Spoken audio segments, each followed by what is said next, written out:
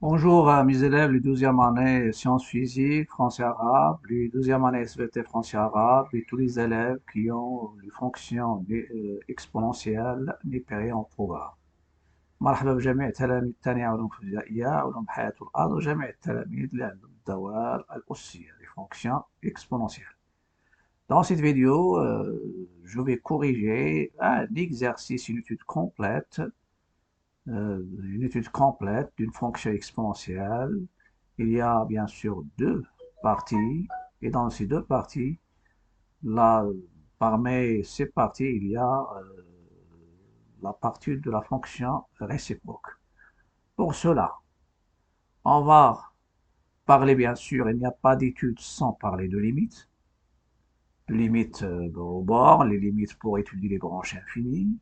Il y a aussi les variations. Pour cela, on doit calculer la dérivée, étudier le signe et dresser le tableau de variation.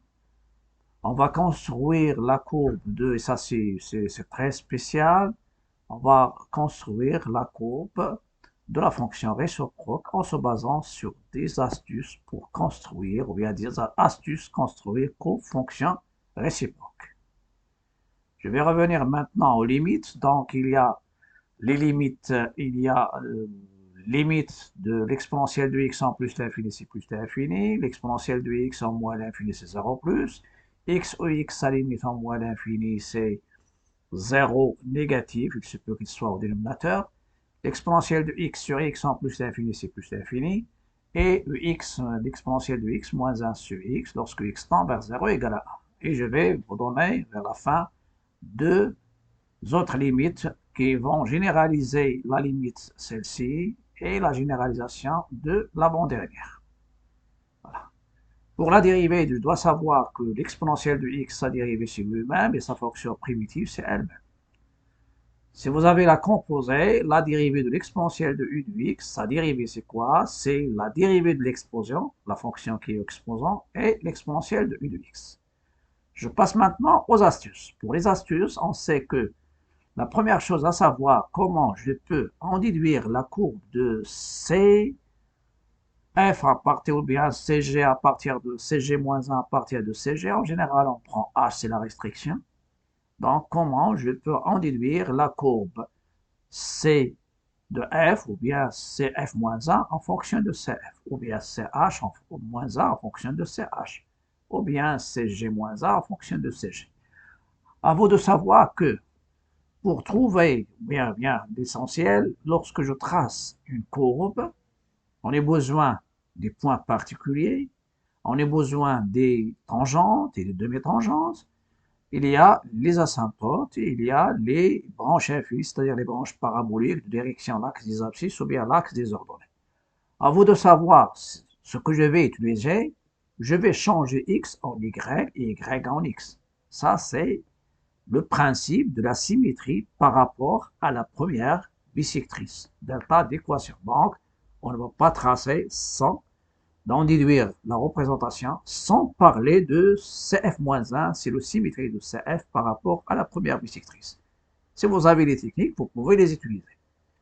Pour cela, on construit la courbe avec des points particuliers, les points pour tracer les tangentes, les points tangents, points d'inflexion, point d'intersection avec l'axe des abscisses, l'axe des ordonnées, etc. Les points aussi pour tracer les tangentes obliques et les asymptotes obliques. Donc, une droite, elle se trace avec deux points. Supposons qu'on a un tracé avec le point A et le point B. À vous de prendre le symétrique. Le point A de coordonnées AB, sont symétriques, c'est A', B a changé l'abscisse à l'ordonnée.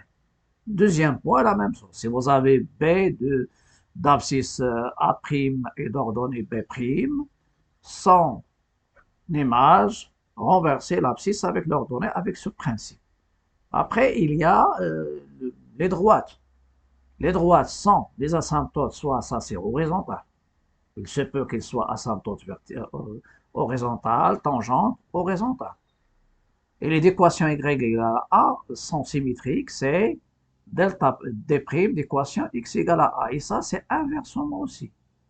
Donc, si vous avez une droite verticale. Celle-ci, c'est une droite qui est horizontale. Elle se transforme en une droite verticale. Et la droite, vous savez que la droite, il se peut qu'elle soit tangente ou bien demi-tangente, demi-tangente, asymptote, et une direction asymptotique. Donc tout ça, c'est à savoir. Donc normalement, lorsque je trace, je fais attention et j'utilise des astuces. Ça, c'est très important. هذوما الخاصيات اللي غنستعملو بالنسبة لإنشاء المنحنى ديال الدالة العكسية. إذا هذا المنحنى الدالة العكسية أول شيء خصني نعرف الخاصيات ديالو، يعني التماثل المحوري اللي المحور ديالو دلتا ديكواسيون y على x كيحول لنا x إلى y و y على x. إذا بغيت ناخذ نقطة ليماج ديالها كنحول لابسيس مع لوردوني. عندي ا هي واحد جوج نحولها لجوج واحد.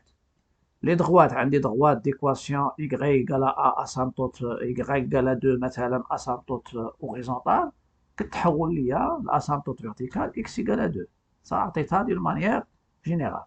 Et pour terminer l'introduction, il y a la limite de l'exponentielle de x sur x à la puissance n à plus l'infini c plus l'infini pour n supérieur ou égal à 1. Et la limite en moins l'infini de x à la puissance n, l'exponentielle de x, c'est 0. Ça, c'est une généralisation des limites précédentes. Donc maintenant, je vais passer à mon exercice. Bien, ma fonction. Il n'y a pas de partie pardon, mais il y a cinquièmement, normalement ici, vous avez f défini sur r par f de x, l'exponentielle de moins x moins 1 le tout au carré. CF, ça recours représentatif dans un repère orthonormé OIG. Respectez l'unité, 2 cm pour le traçage. On vous demande la limite en plus l'infini, l'interprétation graphique. Montrez que l'axe des ordonnées est une direction asymptotique de C de f au voisinage de moins l'infini. Ça, c'est la même chose qu'on vous demande. Montrez que C de f admet une branche parabolique de direction asymptotique. Soit on dit de direction ou bien de direction asymptotique, l'axe des ordonnées, au voisinage de moins l'infini. Troisièmement, petit a, vous pouvez remarquer il y a deux parties. La partie qui va nous servir à tracer la courbe de f, et la deuxième partie, c'est la question 5, où il y a la fonction réciproque. Donc, montrer que pour tout x de r, f' de x, c'est 2 l'exponentielle de moins x, facteur de 1 moins l'exponentielle de moins x. Dressez le tableau de variation,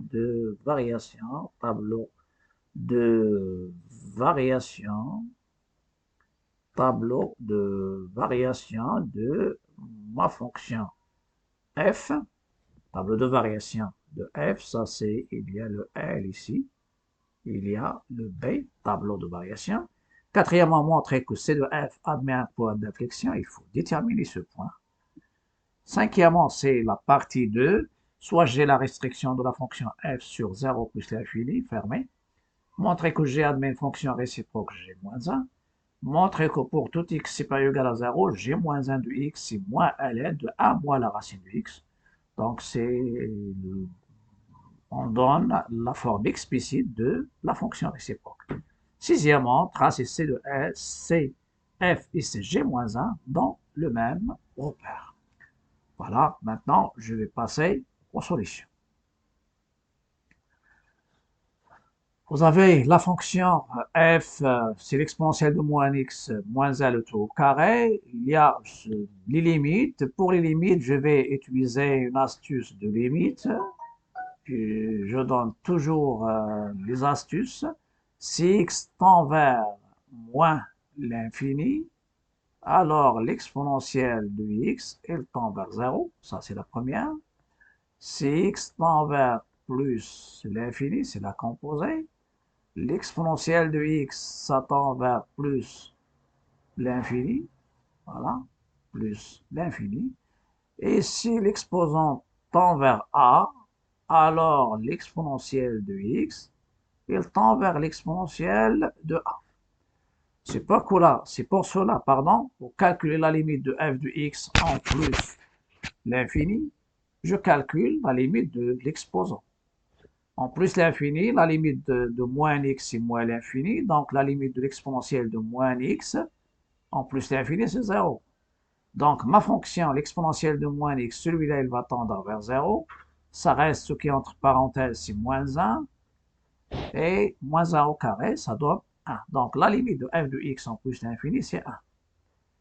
L'interprétation graphique ou bien géométrique. Limite de f de x en plus l'infini égale à 1. Ça veut dire lorsque x s'approche de plus l'infini, la courbe de f, elle va s'approcher de la droite d'équation y égale à 1, qui est une asymptote. Asymptote, et quelle est la nature de cette asymptote? C'est une asymptote horizontale. Asymptote horizontale, c'est de f en plus l'infini. Deuxième question, montrant que C de f admet une branche parabolique de direction, l'axe des ordonnées en moins l'infini. Ici, il y a deux choses à savoir. On doit calculer la limite de f de x à moins l'infini qui est un peu facile, mais ce qui va poser un petit peu problème, c'est la limite de f de x sur x. On verra comment on va s'en sortir. La même chose, je calcule la limite de f de x en moins l'infini. Vous avez la limite de moins x en moins l'infini, c'est plus l'infini. Donc l'exponentielle de moins x, sa limite en moins l'infini, c'est plus l'infini. Puisque celui-là il tend vers plus l'infini, et vous avez plus l'infini ou bien moins l'infini, plus une constante. La constante, elle est négligeable. S'il est plus l'infini, ça reste plus l'infini. S'il y a moins l'infini, ça reste moins l'infini. Quand est-ce la constante non nulle, elle change l'infini lorsqu'il y a un produit. Donc ça va donner la limite de f de x en moins l'infini, c'est plus l'infini. Jusqu'à maintenant, ça va. Maintenant, je calcule la limite de f de x sur x en moins l'infini. Voilà. C'est la limite de f de x sur x en moins l'infini. C'est la limite de l'exponentielle de moins x moins L tout au carré sur x. Donc, j'ai déjà tenté de factoriser à l'intérieur. Ça n'a pas marché. J'ai fait, pourquoi pas, je vais développer. Donc, ce qui est devant moi, c'est développer. C'est la plus évidente. Donc, c'est la limite en moins l'infini de l'exponentielle de moins x au carré, moins 2 l'exponentielle de moins x, c'est-à-dire a moins b au carré, plus a au carré. N'oubliez pas que l'exponentielle de x, le tout à la puissance n, c'est l'exponentielle de n x. Avec n, bien sûr, il faut qu'il soit, il est dans z étoile, et même, c'est dans l'ensemble. Même, je peux prendre même dans Q. Voilà. De toute façon, pour moi, je suis intéressé par Z, donc je vais prendre Z étoile. Après, je vais diviser celle-ci en 4 limites. 4 limites. Donc, c'est la limite de l'exponentielle de moins x, le tout au carré sur x, en moins l'infini, bien sûr. Moins 2, l'exponentielle de moins x sur x, plus 1 sur x. Et je sais que j'ai une limite remarquable. La limite remarquable qui va nous permettre de calculer cette limite, c'est l'exponentielle de x sur x lorsque x tend vers plus l'infini, il est égal à plus l'infini. Ça, c'est une limite remarquable. Le x, il peut être u, il peut être t, il peut être grand x. L'essentiel, c'est une limite remarquable. Donc, je prends cette limite et je vais voir. Donc, celle-ci, je peux la calculer et j'ai déjà commencé à calculer. J'ai trouvé moins l'infini. Celle-ci, normalement, ça donne plus l'infini. Avec ce moins qui va descendre ici, ça donne plus l'infini. Plus l'infini avec moins l'infini, ça donne forme indéterminée. Pourquoi pas? Maintenant, je calcule la première. Voilà. Si je calcule, normalement, on va faire descendre ici le 2, l'exponentielle de moins 2x, et je fais c'est moins 2x et moins, ça va tendre vers moins l'infini, plus l'infini, avec le moins c'est moins l'infini. Celle-ci, il y a le moins qui va descendre ici, ça va donner plus l'infini, avec moins l'infini, ça donne forme indéterminée, et celui-là, il va tendre vers 0, pas de problème. Donc, j'ai factorisé. Donc, ça, ce sens qui m'intéresse, et ce qui rend l'étude de fonction Logarithme exponentiel un peu difficile, ce sont les limites. Parce que les limites pour les limites pour les branches infinies, les limites pour les branches infinies. Donc, tout ça, tout ça, on doit avoir des techniques et des astuces. Donc, je factorise par l'exponentielle de moins x sur x. Ça reste l'exponentielle de moins x ici, moins 2, et je laisse le 1 sur x, et celui-là, pas de problème. Celui-là, il tend vers 0, parce que x tend vers l'infini. Un nombre fini sur l'infini, c'est 0. Je prends la première, l'exponentielle de moins x sur x, en moins l'infini. Donc, je vais faire apparaître ici, même chose, l'exposant, moins x. Si c'était ax, on doit avoir ici a et ici a. C'était moins 1. Je vais poser t égale moins x. Ça, c'est intéressant, changement de variable. Lorsque x tend vers moins l'infini, le t il va tendre vers plus l'infini. Donc, celle-ci, c'est une limite remarquable qui va tendre vers plus l'infini. Avec le moins, c'est moins l'infini. Voilà. Après, l'exponentielle de moins x, il va tendre vers plus l'infini. Donc, l'exponentielle de moins x, il tend vers plus l'infini. Et l'exponentielle de moins x moins 2, c'est plus l'infini. Qu'est-ce que je vais obtenir ici? C'est un produit. L'infini fois l'infini, moins l'infini fois plus l'infini, c'est moins l'infini. Et le 1 sur x, il tend vers 0. Et ça va me donner ma limite. Donc, la limite de f de x sur x lorsque x tend vers moins l'infini, c'est moins l'infini, le produit. Donc, la conclusion. Donc, C de f admet une branche parabolique de direction asymptotique, parfois on dit de direction essentielle, de direction asymptotique, l'axe y' ou y, ou bien je dis l'axe des ordonnées. Je passe maintenant au calcul de la dérivée, c'est-à-dire les variations. Vous avez f' de x, la première chose, c'est une puissance. Et vous savez que si vous avez u à la puissance r, avec r bien sûr, même si le r appartient à q, je prends q étoile, donc c'est r fois u' fois u à la puissance r moins. C'est une puissance. Donc la dérivée de l'exponentielle de moins x moins l au carré de prime, c'est 2 fois l'exponentielle de moins x moins 1 à la puissance de moins 1, c'est 1 fois la dérivée. L'exponentielle de moins x, quelle est sa dérivée? C'est la dérivée de moins x fois l'exponentielle de moins x. Et ça va vous donner moins l'exponentielle de moins x. Ça, c'est l'explication. Donc, ça reste ici moins l'exponentielle de moins x qui va sortir avec ce moins-là. C'est moins 2, l'exponentielle de moins x moins 1.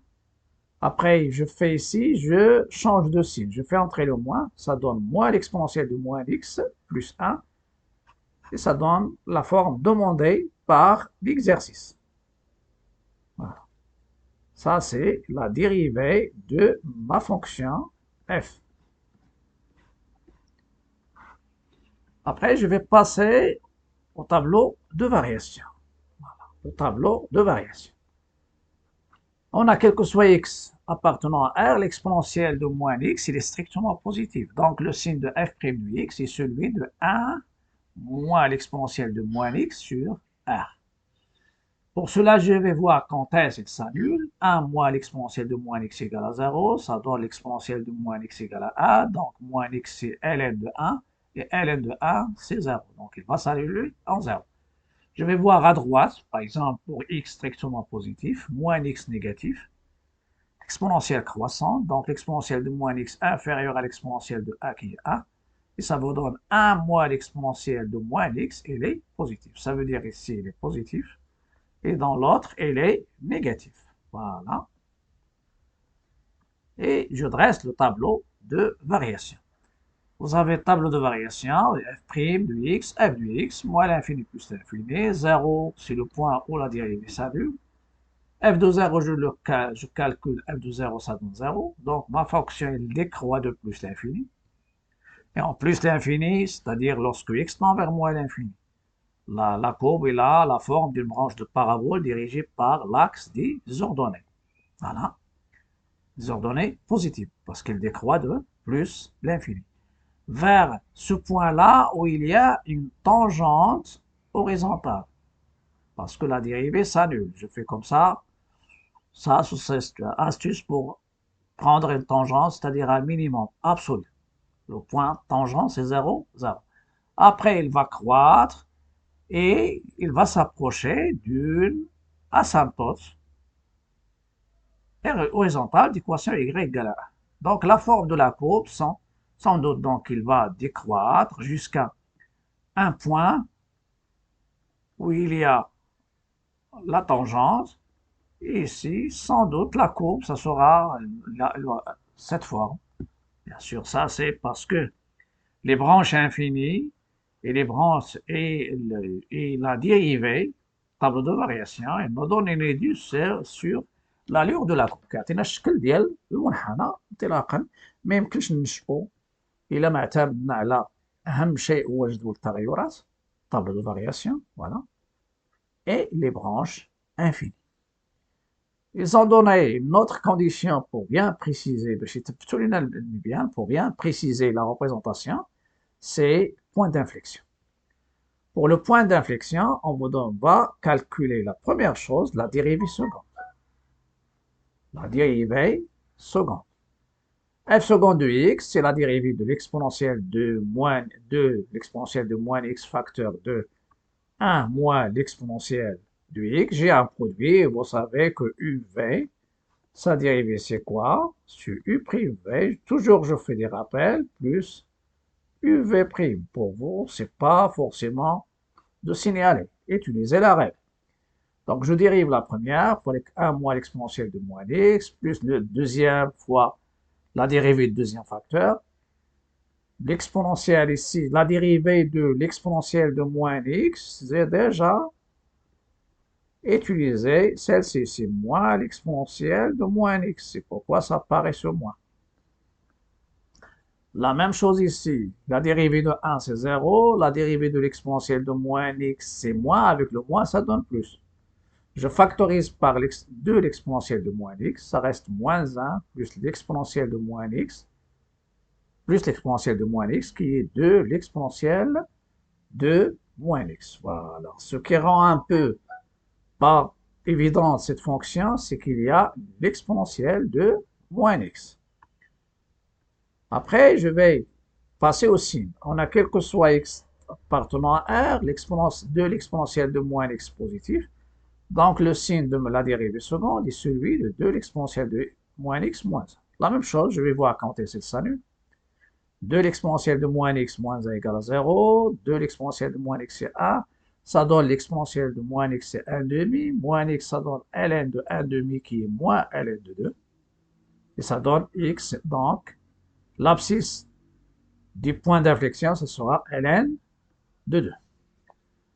Je prends pour x supérieur à ln de 2, moins x il est inférieur à moins ln de 2 qui est ln de 1 demi. L'exponentielle est croissante, donc ça conserve l'ordre. Et vous avez l'exponentielle de ln de a, c'est a. Pour a, strictement positif. Et ln de l'exponentielle de a, c'est aussi a. Pour a appartient au domaine de l'exponentielle.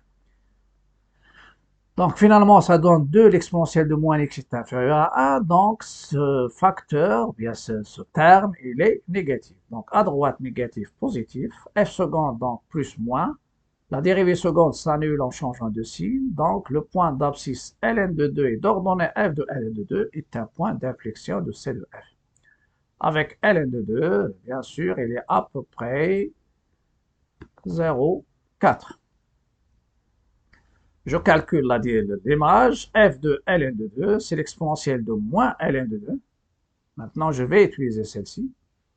Donc, c'est soit je fais 1 sur l'exponentielle ln de 2, l'exponentielle ln de 2 qui soit à 2, ou bien je fais le moins 1.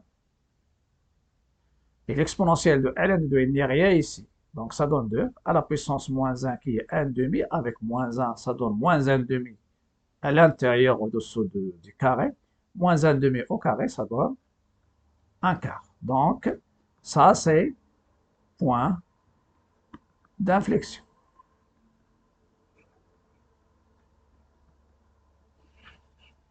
Point d'inflexion. La question 5, soit G la restriction de f sur l'intervalle i qui est 0 plus l'infini. Donc, quelle est l'expression de G pour tout x supérieur ou égal à 0? G de x, elle est égale à f de x. Elle est égale à f de x. Montrant que G est, admet une fonction réciproque, petit a, montrant que G admet une fonction réciproque G-1 définie sur l'intervalle J à déterminer, c'est-à-dire G qu'on va déterminer. Voilà. La première chose, il y a la continuité. On a f est dérivable, parce que déjà on a calculé la dérivée. Le dérivable sur R et en particulier sur l'intervalle 0 plus l'infini. Donc, G est continu sur l'intervalle 0 plus l'infini. Donc, la première chose, c'est la continuité. Voilà. Deuxième chose, c'est le tableau de variation. D'après tableau de variation, G qui est égal à F est croissante strictement égale à F sur le I strictement croissante sur l'intervalle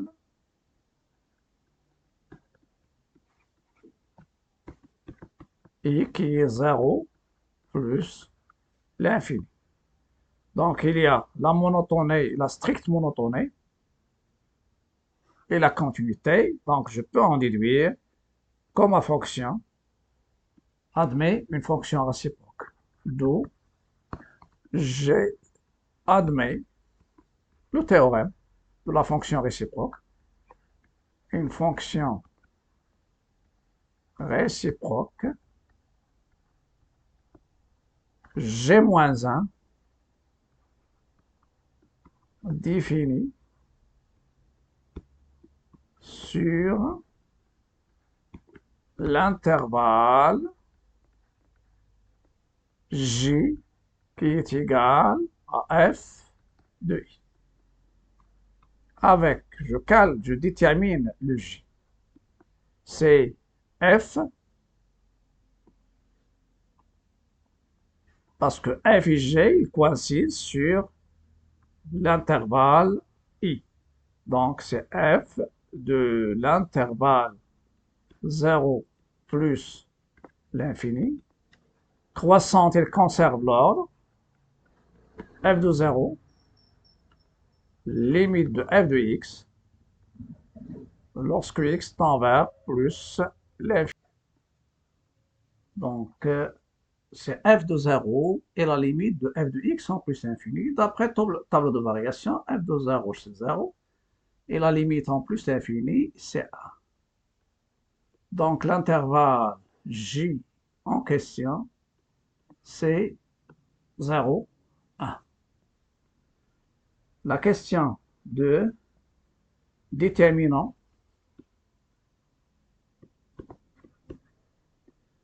G-1 de x pour x appartenant à l'intervalle 0, 1. C'est-à-dire ici, au lieu de parler de g de y, g de x. On a y égale g-1 de x. Je reviens aux conditions, c'est-à-dire avec x appartenant 0, 1, équivalente à g de y égale x, et le y, il appartient à R. Quelle est l'expression de g de y? C'est l'exponentielle de moins y moins 1, le taux au carré, égale x. Et le y, il appartient à R. N'oubliez pas que le x ici, c'est positif. Le x, c'est positif, au nul. Donc, je peux avoir l'exponentielle. Normalement ici, le x, elle est positive au nul, donc je peux passer à la racine carrée. À la racine carrée. N'oubliez pas que le x, elle est entre 0 et 1. Voilà, donc je continue. D'où je vais résoudre l'équation. L'exponentielle de moins y moins 1, le taux carré égale à x, avec le x positif au nul. Je change, j'élimine le carré, ça va me donner l'exponentielle de moins y moins 1, elle est égale à la racine carrée de x, ou l'exponentielle de moins y moins 1 égale moins la racine de x. Ça, c'est une propriété. Vous avez x au carré égale a, avec a positif au nul, ça donne x, c'est plus ou moins la racine de petit a. Après, ça va donner deux valeurs de x. Donc, l'exponentielle de moins y, elle est égale à 1 plus la racine de x, ou l'exponentielle de moins y, c'est 1 moins la racine de x. L'exponentielle de y, il y a une qui est supérieure à 1 et une qui est inférieure à 1. Voilà. Le x ici, c'est entre 0. Le x, elle est supérieur ou égal à 0, inférieur strictement à 1. Et le y, elle est dans l'ensemble. Et c'est pas ici, c'est pas, il est dans l'ensemble R, oui. Pardon, ici, c'est pas l'ensemble R entièrement, mais c'est pas l'ensemble R entièrement. Parce que ici, c'est R+. Donc, R+, R+. Voilà, bien R+.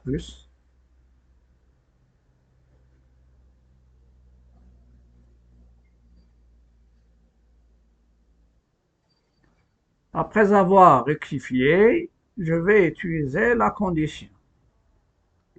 On sait que y est supérieur ou égal à 0. Donc, moins y est inférieur ou égal à 0. Ça nous donne l'exponentielle de moins y est inférieure à l'exponentielle de 0 qui est égale à 1. Donc, la solution que je vais adopter, est-ce que c'est l'exponentielle de moins y égale 1 plus racine de x, ça c'est positif ou nul.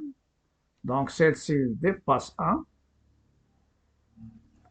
Et celui-là, moins un nombre négatif, donc il est inférieur ou égal à 1. Donc ici, pour le 0, l'exponentielle de 0, ça va donner 1, c'est positif ou nul. Donc, supérieur ou égal à 0, ça va me donner l'exponentielle. Il y a une qui est inférieure à 1 et l'autre supérieure à 1. Pour moi, je veux ce qui est convenable, c'est l'exponentielle de moins y qui est inférieure à 1. C'est celle-ci. D'où, voilà, d'où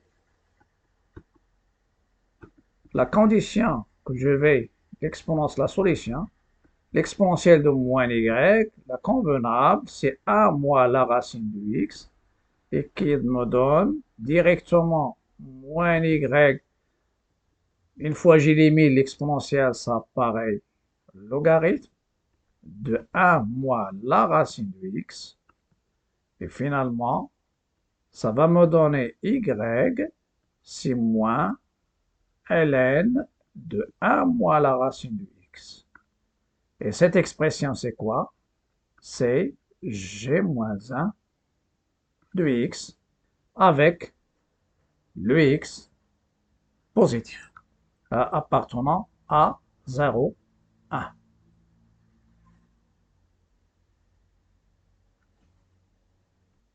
Donc, j'ai rectifié un peu, surtout l'emplacement. Donc, y qui est égal moins ln de 1 moins racine de x, c'est g moins 1 de x, avec le x appartient à l'intervalle 0, 1. Qu'est-ce qu'il nous reste maintenant? Il nous reste la représentation graphique. Pour la représentation graphique ou bien la courbe de f, on doit revenir toujours, il y a un conseil que vous pouvez le suivre toujours.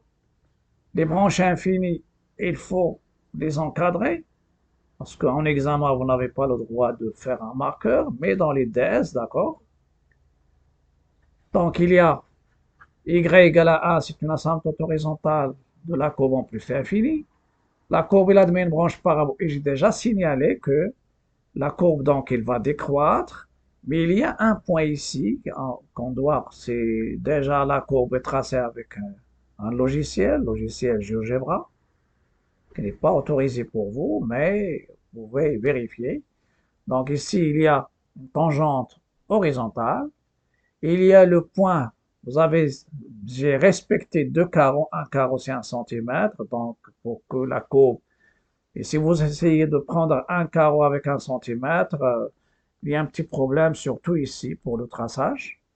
Il y a le 0,25, et ça va vous donner le point d'inflexion qui est, c'est ça le ln de 2, c'est ça le point d'inflexion. Et ma courbe, il décroît, il a une branche parabolique de direction l'axe des y, et il décroît jusqu'à le minimum, c'est la tangente au point O, et après il croît, au point I, il change de concavité, et n'oubliez pas de tracer l'asymptote horizontale, et on va utiliser pour l'asymptote horizontale, on va utiliser uniquement la moitié, c'est-à-dire pour les y positifs. Pour les x positifs, pardon. Parce que c'est au voisinage de plus l'infini. Et ma courbe, elle croît. Elle change de concavité ici. Et après, elle va s'approcher de la droite d'équation y égale 1. Ça, c'est la courbe de f. Après, on va parler de la courbe de CF-1. CF-1, ça c'est la courbe de f. Mais pour CF-1, on doit tracer la première bisectrice. CF-1, c'est le symétrique de CF par rapport à la première bisectrice. Pour cela, qu'est-ce que je vais faire? Je vais prendre cette partie qui correspond à la courbe de C de G. sur 0 plus l'infini. Il se trace avec ces demi-tangentes qui va se transformer demi-tangente d'équation x égale à 0 et dirigée vers les x positifs. Le O, ça reste le même. Le O, c'est O. Et c'est demi-tangente verticale qui est dirigée vers à droite. Il devient une demi-tangente verticale dirigée vers le haut. La droite D d'équation y égale à 1 qui est verticale, elle se transforme, horizontale, pardon, elle se transforme en une droite verticale et je trace la courbe de ma fonction G, G-1, c'est-à-dire la courbe de G-1. Donc, dans un autre tableau, j'ai déjà tracé ici, mais pour vous, vous pouvez tracer la première bisectrice en utilisant le symétrique, en utilisant deux points. J'ai utilisé le point O de coordonnées 0, 0 et le point ici, c'est le point 1, 1. Et vous faites vos tracés. Ça, c'est uniquement le traçage, mais c'est dans le même repère. Dans le même repère, vous pouvez remarquer que je remarque ici que ce que je vais faire, donc vous pouvez ne pas faire le traçage, c'est-à-dire dans le même repère, vous tracez la première bisectrice d'équation Y et marquez que CG-1 est le symétrique de CG par rapport à delta d'équation y égale à x. Et vous dites, voir figure.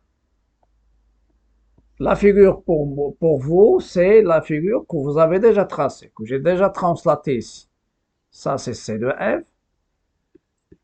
Mais ici, c'est ça le C de G. C de G, C de G, il y a une demi-tangente. C'est ça, C de G. Juste à côté, je trace C de G qui coïncide avec C de F sur 0 plus l'infini. Ici, vous avez une droite d'équation y égale à 1. Donc, y égale à 1, il se transforme en x égale à 1. Voilà. C'est ça, x égale à 1. C'est D'. X égale 1. Ce que je viens de tracer, c'est ça le 1. En plus de ça, vous avez une demi-tangente verticale. Ici, c'est demi-tangente verticale dirigée vers les x positifs. Horizontal, pardon, dirigée vers les x positifs. Il devient horizontal, vertical. J'ai mélangé vertical avec horizontal, dirigé vers le haut. Et voilà ma courbe que je vais, le point d'inflexion, la même chose. Ici, il y a un point d'inflexion. Point d'inflexion, c'était ici. Voilà. Le point d'inflexion, c'est aussi, c'était ln de 2 et 1 sur 4. Point d'inflexion, ça sera en 1, 4, ln de 2. Et vous faites le traçage. Voilà, maintenant je trace. Voilà, la courbe, elle croît de la demi-tangente verticale dirigée vers le haut, le point tangent sur O, et il change de concavité au point d'abscisse un quart après, et il continuait à croître. Et le ln de 2, c'est pas 0,4, ln de 2. Pardon, ici, le ln de 2, c'est à peu près 0,68, c'est à peu près 0,7. Donc, il croît, il va passer par I', il continue à croître, il va s'approcher de l'asymptote verticale d'équation x égale à 1. Donc, ça, c'est CG-1. CG-1, c'est celle-ci. J'ai déjà indiqué ça, c'est pas 0,4, c'est à peu près 0,7. Je vais voir, est-ce que dans le tableau de variation, même ici, c'est à peu près 07. Voilà, ça explique. Normalement, la représentation graphique, il faut qu'il soit dans le même repère. Voilà CG, et ce qui est en bleu ici, c'est CG-1. Ça sera tout pour cette vidéo. N'oubliez pas de liker, partager et commenter. Et à la prochaine vidéo. S'abonner à ma chaîne, ça veut dire une fois, bien sûr, je dépose, bien sûr, ou bien je publie une vidéo, pardon, vous pouvez recevoir la notification si vous activez la cloche. À bientôt et à la prochaine vidéo.